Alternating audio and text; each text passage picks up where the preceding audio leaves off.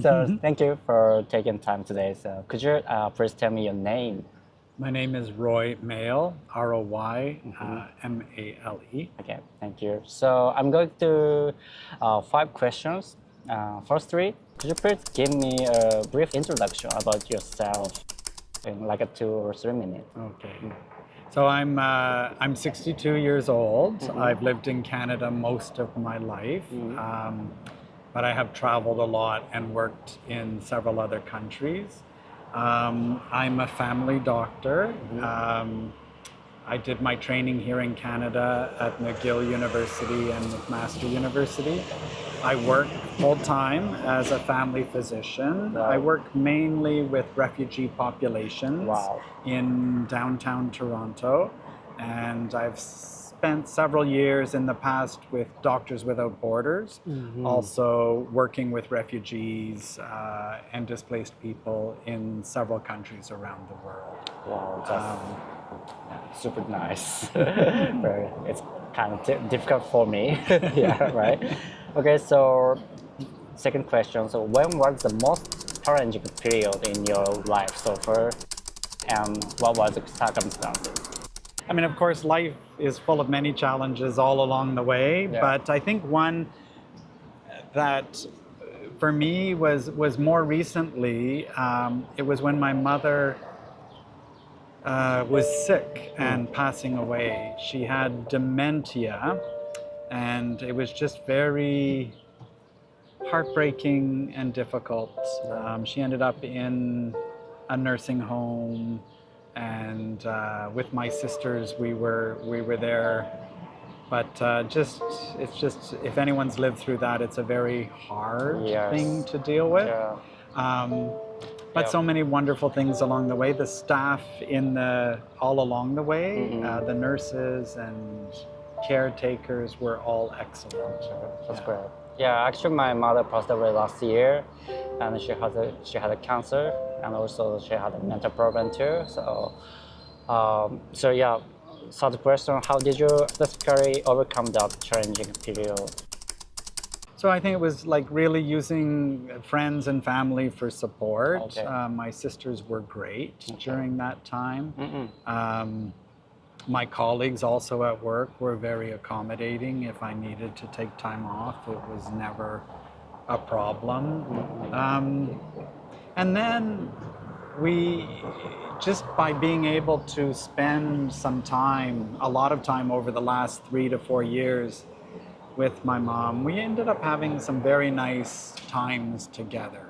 So in the end, it was as good as it could be. Okay, that's great. So do you think your mother was happy the last period? Well, I think the days she was aware enough to be happy, I think she had some very good days, definitely, which is nice. And those are the ones I remember. That's great. Okay, so first question. If tomorrow you woke up and could experience the happiest day of your life all over again, so which day would that be and what made it so special? I don't know if that there's one particular day, but I would say I think of days when I'm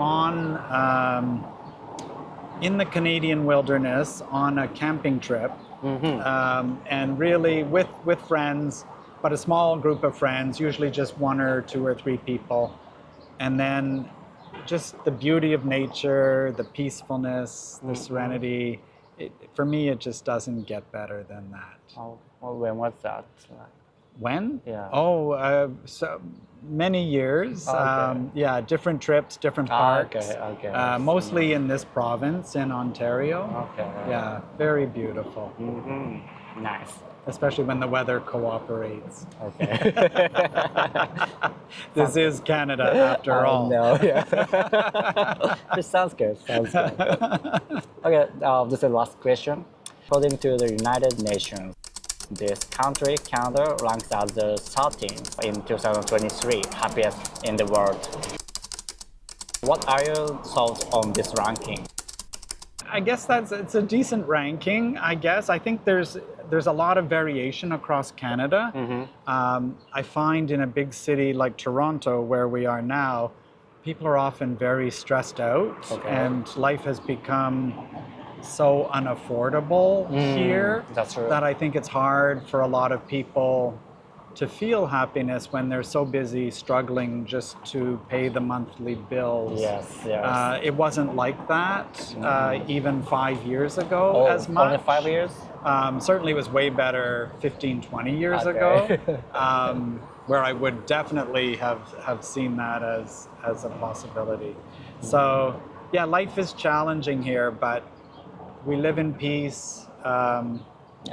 Yeah. Also, regardless of this ranking, which country do you think would be happy to live in and why? Yeah, it's a hard one, you know. Yes. I've traveled a lot. I've been know, to yeah. all the continents. How many countries did you go to? Probably over 90. 90? I haven't counted them all. Gosh, okay. I think at the end of the day, happiness, there has to be a lot of things in place to really feel happy. And I think you need a country that's at peace, with a low crime rate. So that rules out so many countries in the world just there, even though they're beautiful and have lovely beaches and mountains and so it would have to be, for me, a more developed country, especially as I get older and need a good healthcare system as well. Although, touch wood, I'm in good health, but you never know. So it would really be, we're really looking the Northern Hemisphere for the most part. I don't know, I guess it would be, I'm still very happy in Canada. I see myself having most of my life here. Other countries would be maybe Northern Europe. Which country? Which specific country? Yes. I don't know. There's Sweden always seems to Sweden. They're very alluring. In the summer anyway. Oh yeah.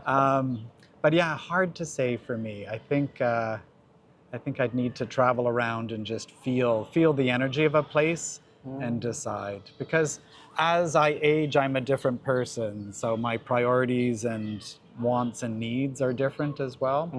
When I was in my 30s and traveling all over the world, very different set of priorities, right? I didn't value peace and security as much as I do now. Or healthcare. So the terms are changing. Times change, I change. Okay. By the way, the Japan is, guess what the ranking? Oh, for happiness? Oh my goodness. I don't know, number 10? Okay. No? I don't know. Actually, it's 47. 47? Yes. Oh. What do you think about that? I'm surprised. Yes. Because, especially I think of like when we were in Hokkaido. Yeah. People were so happy. It's such a nice life, you know? Yeah. And always eating good food, enjoying. Beautiful nature. Yeah. I guess there's always a risk of an earthquake, but Yes. but that shouldn't really take away the happiness. So I'm surprised. But I think people could have very nice lives in Japan. Such a beautiful country. I hope so. And delicious food. Yeah. Okay, that's it.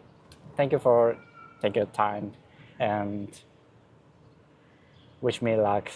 Yes. Oh, luck! I'm envious as About can my, be for your trip. your trip. I think it's the chance of a lifetime. Yes. Absolutely. I'm so excited for you. Could you give me some advice about Going around the world? trip? Yeah. At a certain point, you're going to get tired. So make sure you're sleeping well. Yeah. You don't want to overdo it because you really have to pace your energy, and every country will have fascinating things for you. It will be more challenging in countries where you don't speak any of the languages. Always. I'm so afraid that. And when you can talk to people, That would be my big recommendation, because that's really, yes, you can go see this beautiful building or that beautiful lake, Yeah. but it's really in knowing the people that you understand a Right. place, I find. So take the time to talk to people. Okay. Yeah, That's great. yeah. I will do that. Great. Thank you so much. You're welcome, and Yeah. best of luck to you. Yes. ありがとうございます。